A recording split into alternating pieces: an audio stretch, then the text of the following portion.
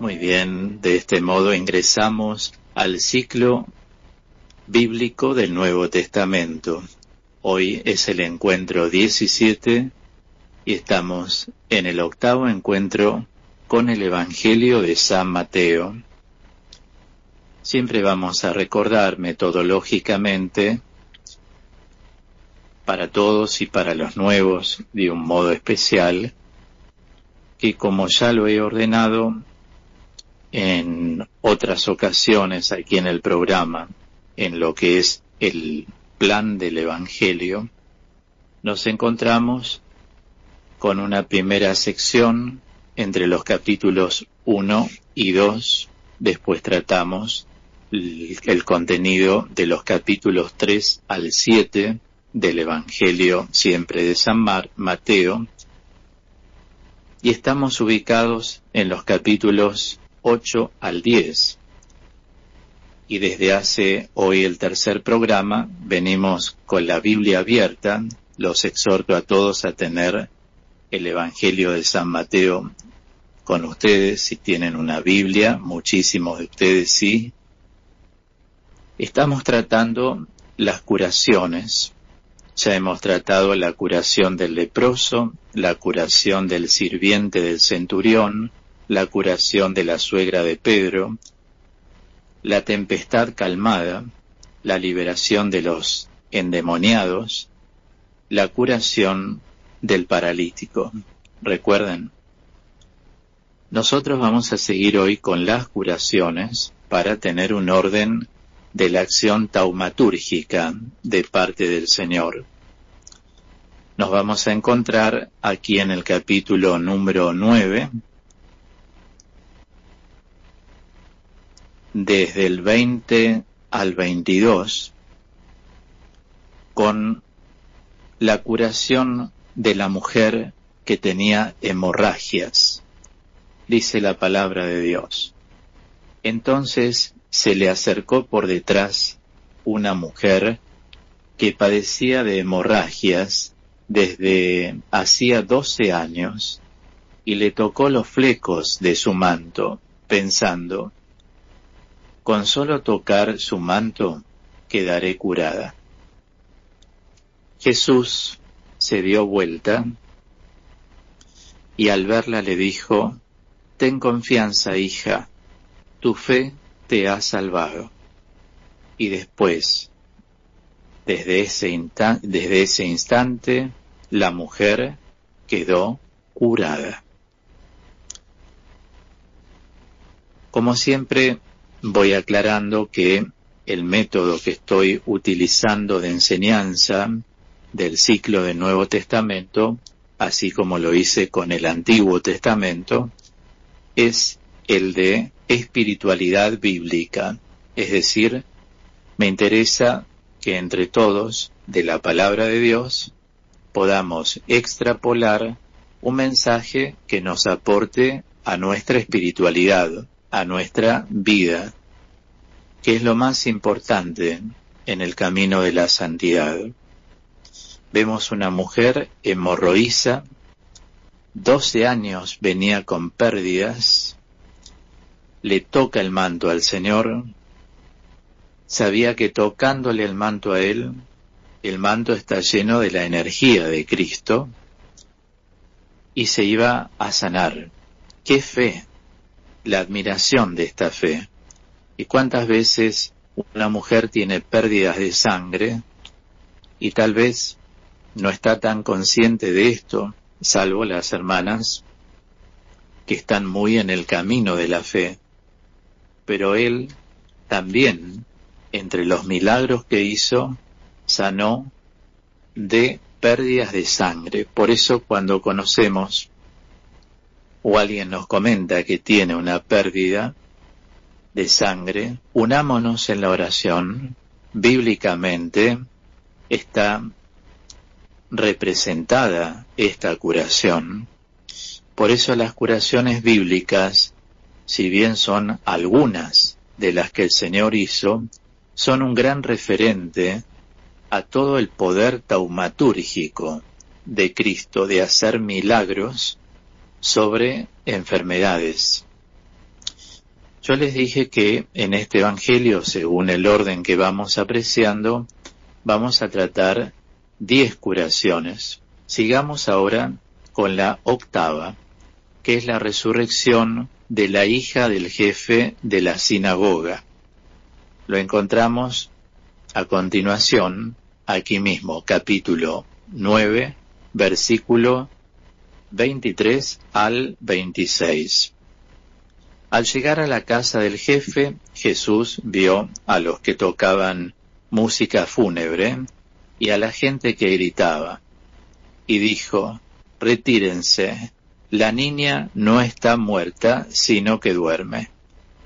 Y se reían de él. Cuando hicieron salir a la gente, él entró, la tomó de la mano y ella se levantó. Y esta noticia se divulgó por aquella región.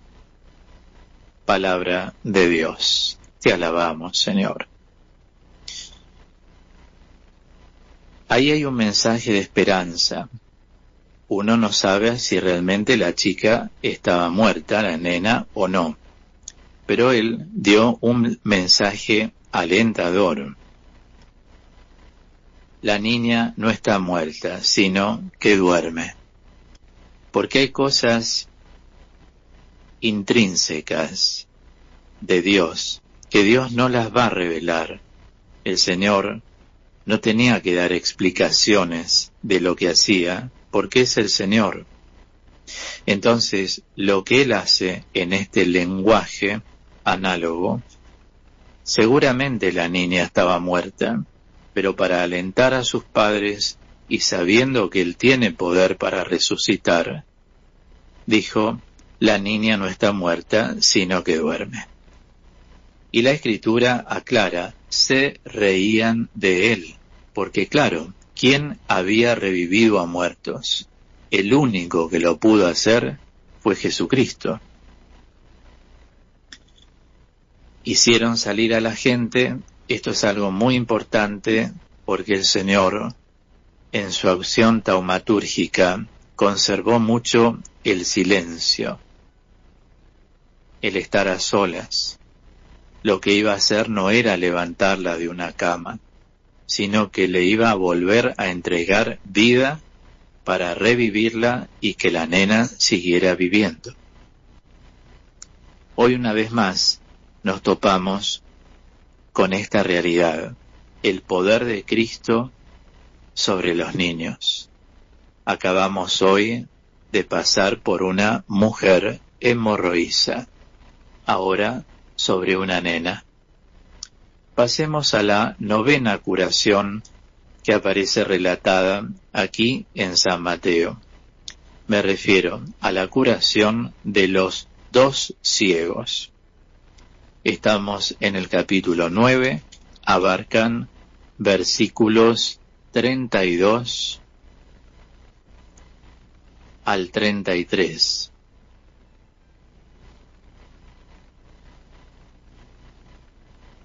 Dice la palabra: en cuanto se fueron los ciegos, le presentaron a un mudo que estaba endemoniado. El demonio fue expulsado y el mudo comenzó a hablar.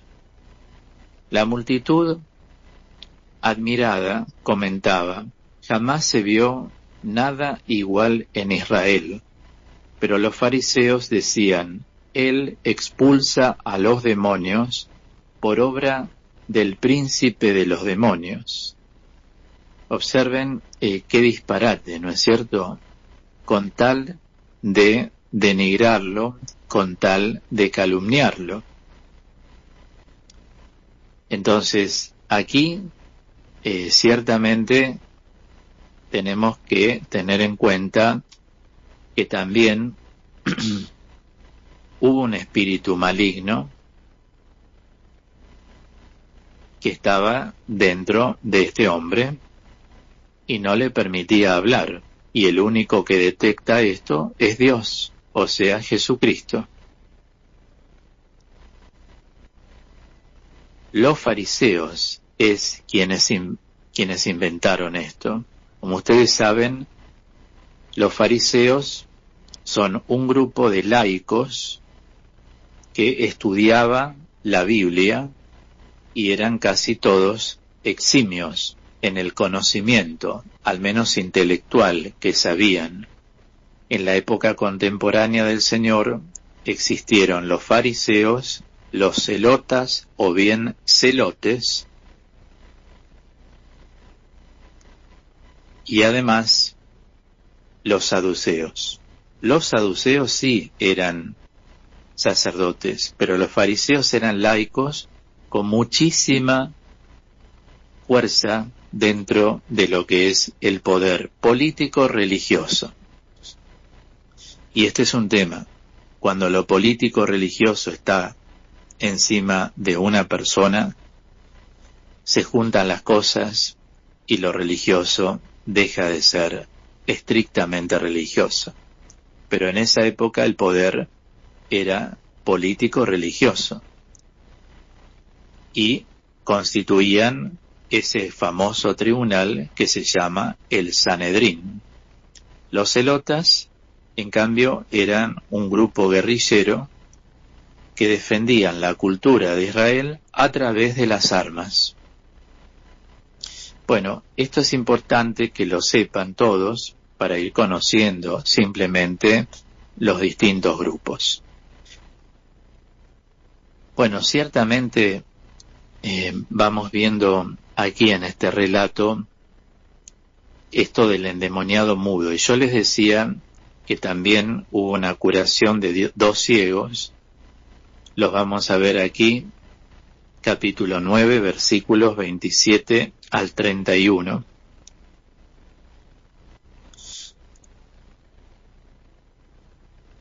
Capítulo 9, versículos 27 al 31. Cuando Jesús se fue, lo siguieron 2 ciegos gritando: «Ten piedad de nosotros, hijo de David».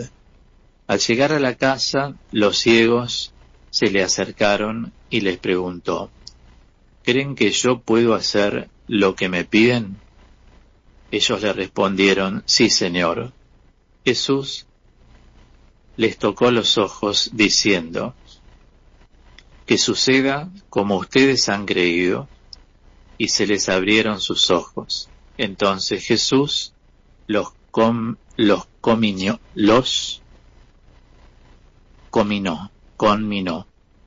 que viene a ser, ejerció una exhortación con carácter taumatúrgico. Cuidado que nadie lo sepa. Pero ellos, apenas salieron, difundieron su fama por toda aquella región. ¿Cuántas veces encontramos que Jesús dice no lo comenten, no hagan, y van y lo hacen? ¿Cómo es el ser humano? Una vez que obtiene lo que tiene, después se olvida de todo. Como a veces no se reserva la prudencia. Como más de una vez el interés es, bueno, antes no veía, ahora veo, listo, voy, lo digo a quien quiero, no importa que quien me curó me diga que no lo diga. Qué imprudencia, ¿no? De acá podemos sacar esta lección que cuando algo se comparte en reserva, uno tiene que aprender a reservar eso en la vida íntima. Pero ocurre muy a menudo que hay personas que buscan una finalidad. Una vez que lo consiguen, ya no existís, se olvidan de vos, ni se acuerdan tu nombre. Pero mientras te necesitaron, te buscaron siempre. No es evangélico. Por algo el Señor decía, no lo digan, y ellos lo dijeron, lo divulgaron por todos lados, dice la palabra. Bueno, así terminaríamos estas curaciones, que son 10 que aparecen aquí en el Evangelio de San Mateo. Ahora, intercalados con estos 10 milagros, aparecen algunos textos que contienen material de otra clase. Recuerdan que hace 3 programas yo les decía, en medio de las curaciones hay otros textos intercalados, pero para tener un orden y una claridad en el aprendizaje, primero vamos a ir exclusivamente a las 10 curaciones y luego vamos a ver los textos que aparecen intercalados. Los invito al primero, que tiene que ver con la vocación. Vamos unas páginas hacia atrás, capítulo número 8, versículos 18 al 22. Capítulo 8, repito, versículos 18 al 22. Al verse rodeado de tanta gente, Jesús mandó a sus discípulos que cruzaran a la otra orilla. Entonces se aproximó un escriba y le dijo: Maestro, te seguiré a donde vayas. Jesús le respondió: Los zorros tienen sus cuevas y las aves del cielo sus nidos, pero el Hijo del Hombre no tiene dónde reclinar la cabeza. Otro de sus discípulos le dijo: Señor, permíteme que vaya antes a enterrar a mi padre. Pero Jesús le respondió: Sígueme y deja que los muertos entierren a sus muertos. Palabra de Dios. Te alabamos, Señor. Bueno, aquí es muy claro el mensaje. Se está hablando de las exigencias de la vocación apostólica. Por supuesto que para seguir a Jesús, el Señor lo que pide es un seguimiento incondicional. Es decir, no ponerle condiciones. Los escribas son un gremio adherido a los fariseos. Entonces se entusiasmaron con ser discípulos de Cristo. Como siempre, se utiliza lo que se llama el género literario mashal. Mashal del hebreo significa comparación. Entonces el Señor, ante este muchacho que quiere seguirlo, y le pregunta qué debe hacer, se aproximó: Maestro, te seguiré a donde vayas, pero le puso una condición: permíteme que vaya antes a enterrar a mi padre. Acá vemos una comparación, simplemente, porque la respuesta sígueme y deja que los muertos entierren a sus muertos no tiene un sentido lógico, porque un muerto no se levanta para enterrar a otro muerto. Entonces, cada vez que el Evangelio nos dice algo así que uno no puede coordinar mentalmente, no hay una relación objetiva con la lógica formal, allí es donde tenemos que saber que esta frase, deja que los muertos entierren a sus muertos, es una expresión paradójica con la que Jesús quiere decir que para ser su discípulo hay que preferirlo a Él, o sea, no ponerle condiciones. Esto es igual a, brevemente, seguime incondicionalmente. Lo que este muchacho pone es una condición, pero antes, y el Señor quiere que lo sigas ya, no que le pongas condiciones. Bueno, esto es una exigencia de la verdadera vocación de aquel que sigue al Señor. Nosotros, ¿cómo lo podríamos llevar a la vida cotidiana? Bueno, muchas veces he dado este ejemplo siempre con buen humor, por supuesto. Hay personas que tienen que ir a un retiro espiritual y se fijan cómo está el día. Si llueve, si no llueve, si la temperatura está dentro de los 15, 20 grados, y está lindo el día, si durmieron bien, muchas condiciones le ponen al Señor. El día que hay retiro y uno está llamado al retiro, tiene que ir al retiro, sea como sea, excepto que uno esté enfermo, eso es otra cosa. Pero vieron que hay personas que están por ir a la iglesia, ay, pero hace frío, no, mejor me quedo en mi casa. Y se autoexcusan diciendo, a ver si salgo y me resfrío. ¿Cuánta gente se resfría estando adentro de la casa? Porque si las defensas están bien, uno no se resfría, sino más abrigándose. Lógicamente, si uno sale así nomás, somos más propensos a esto. Pero digo, el Señor te llama a la Eucaristía, no podés dejar de ir porque haga frío. Estoy hablando en términos de posibilidades reales, que sos una persona que tiene una campera, que la iglesia no te queda tan lejos, que tenés una bufanda, tenés guantes, te podés poner un gorro, ahora que estamos en invierno, podés llegar a la casa del Señor. Pero ¿cuántas veces psicológicamente vamos poniendo trabas? Y eso no le agrada a Dios. Por eso es que uno tiene que estar siempre preparado para eso. Es decir, todo aquello en lo que Dios nos convoca y forma parte del seguimiento, del discipulado a Jesús, hay que seguir tal cual el Señor nos propone. Porque es la única forma de seguir adelante.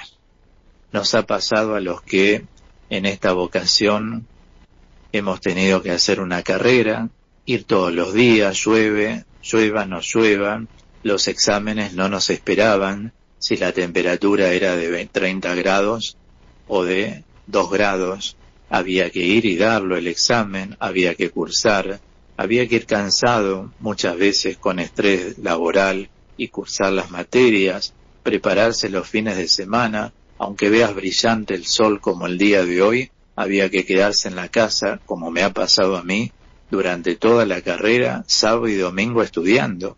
De lo contrario, no la hubiese podido seguir. Y así es la vida en todo.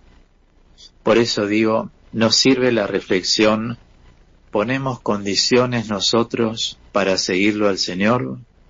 Nos quedamos pensando en esta realidad.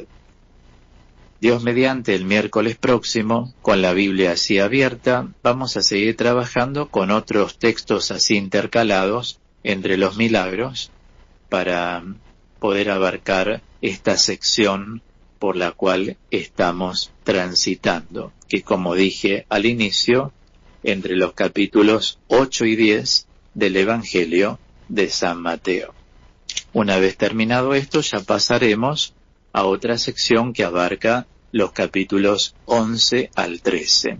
Y así vamos degustando el Evangelio de San Mateo por donde estamos transitando.